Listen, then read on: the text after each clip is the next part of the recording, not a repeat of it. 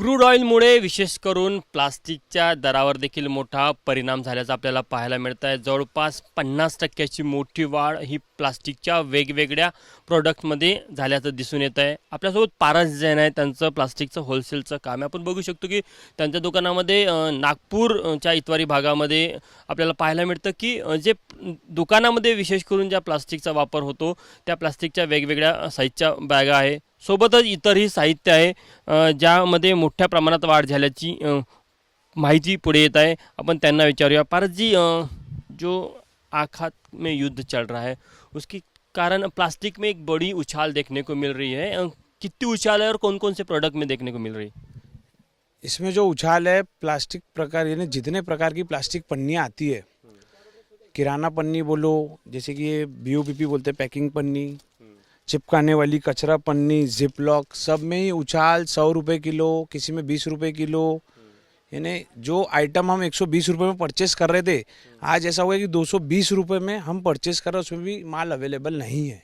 थोड़ा एक एक करके समझ लेते अपन कि पहली ये चीज़ कितने में मिल रही थी और अब कितने में मिल रही है। जैसे ये आपने बताया ये पन्नी, जैसे कि ये BOPP है, ये आपने देखा होगा अधिकतर कपड़े वालों के लिए लगती है, सिल्किंग के लिए ये पन्नी।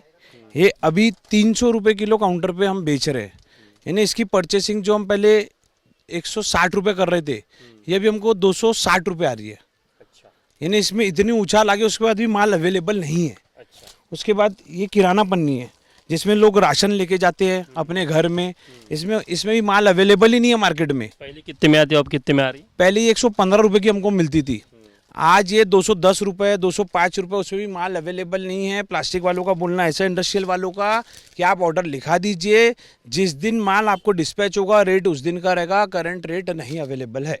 इसका कारण कुछ बताते हैं? इसका कारण जो वॉर चालू है, जो मोदी सरकार का बोलना है कि आप दाना ना बनाएं हिंदुस्तान में, और LPG जो गैस सिलेंडर है उसकी अवेलेबिलिटी रहना चाहिए अपने देश में, जिससे हिंदुस्तान में हर घर में जो गैस सिलेंडर चल रहे हैं उस पर शॉर्टेज ना आए। तो मोदी सरकार ये सोचते हुए प्लास्टिक पन्नी के ऊपर दाने को रोक कर रही है कि आप दाना ना बनाएं, पहले गैस सिलेंडर बनाएं LPG का। प्लास्टिक के और भी प्रोडक्ट की में उछाल देखने को मिल रही है? प्लास्टिक की सभी, आप जैसे आप सेलो टेप यूज़ करते हैं उसमें तेज़ी हो चुकी है, प्लास्टिक के जो ढक्कन आते हैं, बॉटल आते हैं, उसमें तेज़ी हो चुकी है। यानी आप प्लास्टिक का आप कोई भी चीज़ कर लीजिए, सब में तेज है।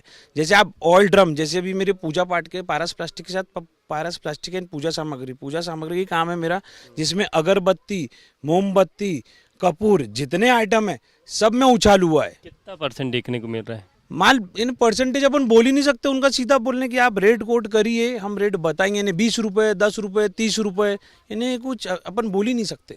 मोमबत्ती का रेट कितना फर्क है? मोमबत्ती में 30 रुपये किलो का उछाल आ गया है, बोलते बोलते माल अवेलेबल नहीं है, 30 रुपये बढ़ के आएगा। पहले कितने में मिलती थी? पहले 165 रुपये में मिलती थी, अभी नया भाव 200 रुपये किलो के हिसाब से। किलो के हिसाब से। कपूर की क्या स्थिति है? कपूर का बोलना है उनका 40 रुपये तेज है, पाउडर अवेलेबल नहीं है, वॉर के कारण फैक्ट्रियाँ ऊपर वाले पाउडर हमको दे नहीं रहे, तो हम कपूर बना नहीं सकते हैं, इसलिए कपूर में आप माल तेजी करके बेचिए।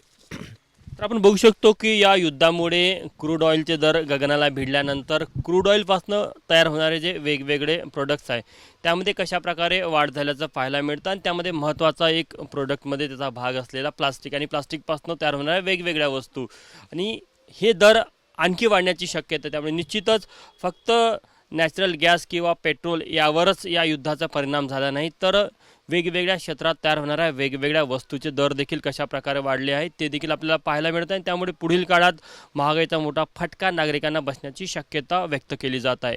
कॅमेरामॅन मिथुन आत्मनेसह तुषार कोहळे, ABP माझा, नागपूर. ABP माझा, उघडा डोळे बघा नीट.